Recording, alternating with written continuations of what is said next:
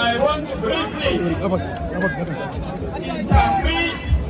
what I have said in Hausa for the world to know that the only product that this country has and the only person who can salvage Nigeria and the only person who has a record of performance while in public office, that the only person that is most educated among all the candidates that are running for the presidency of Nigeria is Senator Rabiu Musa Kwankwaso.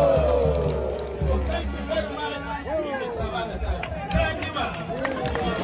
Dan shi ya je makaranta dukkan mutum da yake so da shi da matarsa su je asibiti a ba su magani, to ba mu da magani sai dai zaben Sanata Rabiu Musa Kwankwaso. Najeriya! Sai Kwankwaso! Maganar tana da yawa, amma muna da ƙarancin lokaci. Ku yi haƙuri, za mu faɗakar da ku ta kafafin labarai. To jama'a, an shawarce ni cewa ni dai ba Bahaushe ba ne. Amma an shawarce ni cewa mu yi magana da Turanci kaɗan don waɗanda bai san abin da na faɗa ba su masu sani.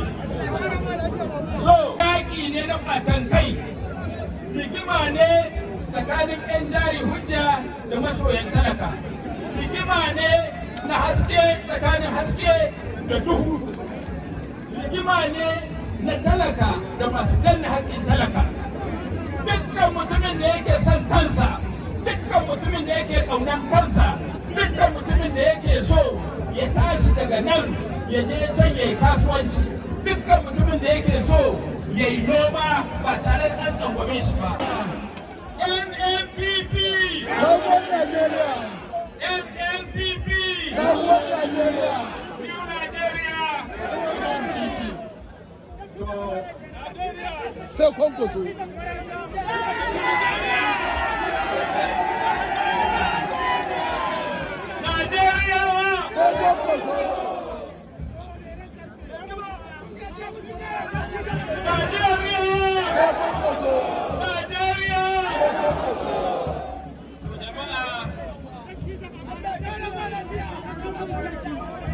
Najeriya arewa maso yamma an zo muku da ƙalubale guda biyu, ku saurare ni. Yau sha ga watan Januwari 2008. Ba ni da ni dan Allah ka kyale ni. Yau kai rigima ce da kai irin wannan. Shine jajibere. Ina kake ganin ko taron nan ba na zuwa. Irin wannan shugaban Sardaunan Sokoto Sa Ahmadu Bello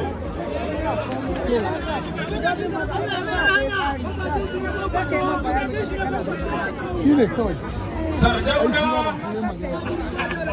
a ya sun Ahmad Bello ya ba da rayuwarsa, ya ba da dukkan abin da ya mallaka a rayuwarsa domin da ni da ku mu zama ƴaƴa, mu zama mutane a cikin tarayyar Najeriya. Haka ne? Haka ne?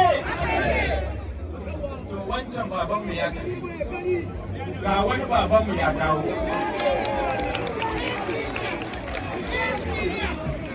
Da kawo ku tuni cewa inda muke zaune, wannan dandamali da muke zaune a kai yau, waye gina shi? Waye gina shi? Yau shekara nawa? 50 da wani abu. Daga dukkan wanda ya yi abin alheri, ko yana nan, ko baya nan, ko an san shi, ko ba a san shi ba, wannan abin alheri yana nan a zukatan al'umma.